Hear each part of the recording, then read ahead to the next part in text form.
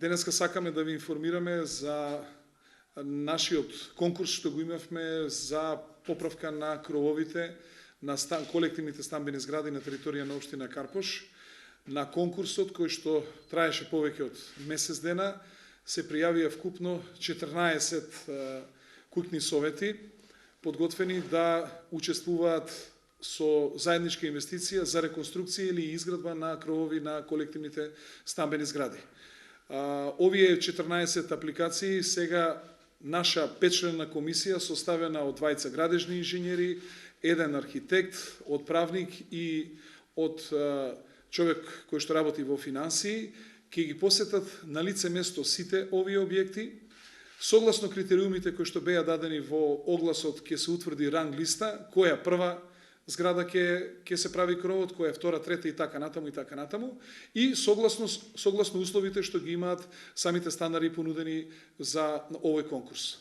Она што сакам да им го соопштам на граѓаните на Карпош, дека нов конкурс ќе имаме во јануар месец со предвидените буџетски средства за 2016 година, така да ги повикам сите оние куќни совети кои што имаат потреба од реконструкција на кровните конструкции и на самите кровови, и оние кои што немаат кровови, а им протекуваат крововите, да подготват проекти, да отприлика обезбедат средства кои што се потребни за нив за учество и да извадат градежна дозвола која што се издава во локалната самоуправа, за да може непречено да аплицираат во месец јануар. Што значи дека сите оние кои што го имаат пропуштено овој конкурс, даваме нова шанса во јануар месец за наредната 2016 година, а тие кровови ќе бидат правени некаде од јуни месец па до октомври месец во 2016 година.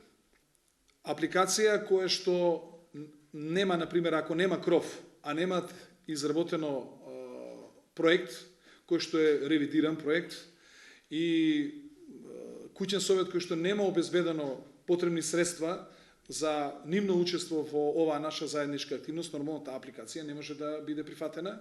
И второ, ќе се започне со оние кои што според ранг листата која што ја прави оваа комисија, согласно објавените критериуми, ќе биде прво рангирана, второ рангирана и така натаму, така и ќе се работи на крововите, а во исто време оние што не ги имаат докомплетирано своите апликации ќе се побарат да ги докомплетираат во текот на целиот процес за да можеме да се помогне и на тие кровови. За овој конкурс сега се одвоени вкупно некаде околу 10 милиона денари.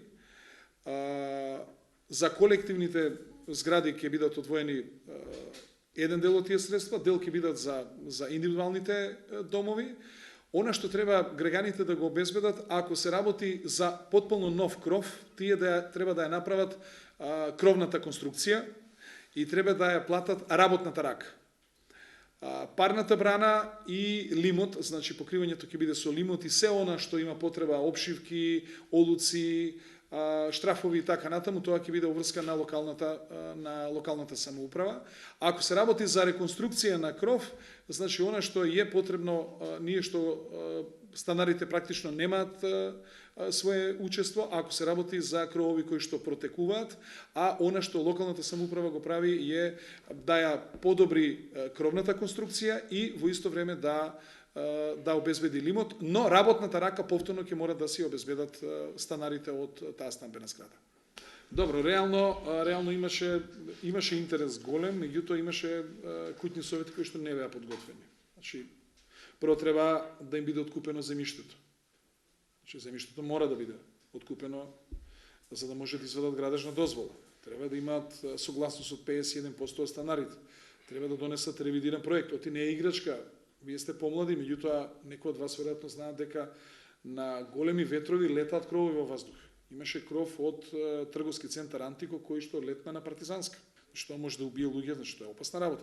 Во секој случај, значи сето тоа мора да се направи така за да утре нема било каква опасност од протекување и второ на големи ветрови да не биде кровот однесен за да направи не да Боже штета или пак да убие некого. И лично сметаме дека ако станарите тој дел од обврската имаат работната рака, многу подобро ќе ја надгледуваат изведбата, нормално и нашите стручни екипи од тука што имаме градежни инженери и архитекти, они ќе го пратат целиот процес и во исто време значи ќе се одреди и надзор за да може тоа да се направи така како што треба. Практично секоја година ние ќе издвоиме буџетски средства за реконструкција на кровните конструкции во општина Карпош, на колективните, а потоа и на индивидуалните домови.